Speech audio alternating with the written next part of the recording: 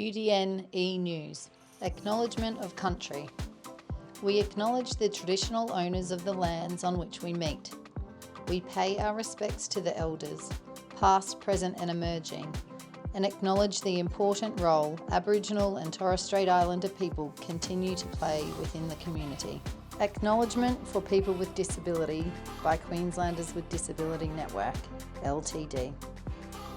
QDN also acknowledges people with disability who have come before us and died in institutional settings, as well as those who are still trapped in institutions or silenced by institutional practices.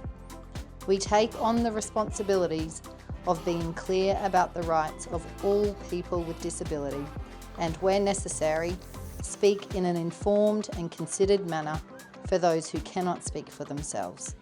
Hello and welcome to the latest edition of QDN E-News. I hope you are all well. For those of you who don't know me, I'm Michelle Moss, QDN CEO. We have plenty to cover in this edition of the E-News. The Queensland Public Advocate has recently released a report into supported accommodation, recommending a parliamentary inquiry around this issue in Queensland.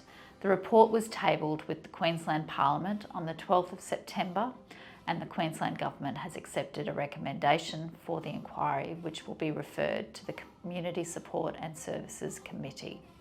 More information is below. The Australian Technical Advisory Group on Immunisation has recently issued new COVID-19 vaccination guidelines. These guidelines recommend a booster dose for eligible groups who had their last vaccination 6 months ago. This includes adults aged 75 years or older and people who are at higher risk of severe illness from COVID-19, including people with disability and those with compromised immune systems. We have included more information about the guidelines below this video. QDN emerging leader Pat Heaton was the recipient of the 2022 Nigel Well Bursary.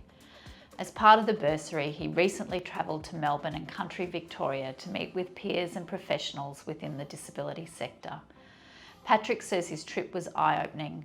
You can read about his trip and his learnings in the blog post below.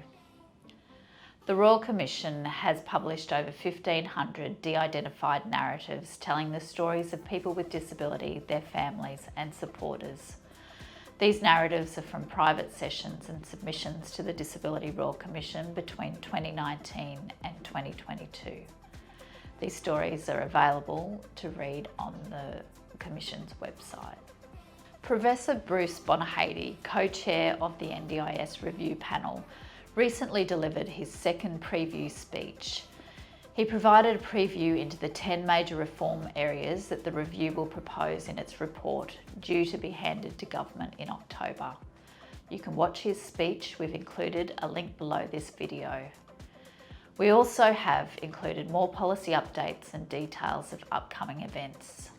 So if you have any questions about what we've covered, please get in touch with us on 1300 363 783 or email qdn@qdn.org.au. Thank you for tuning in to this week's E-News.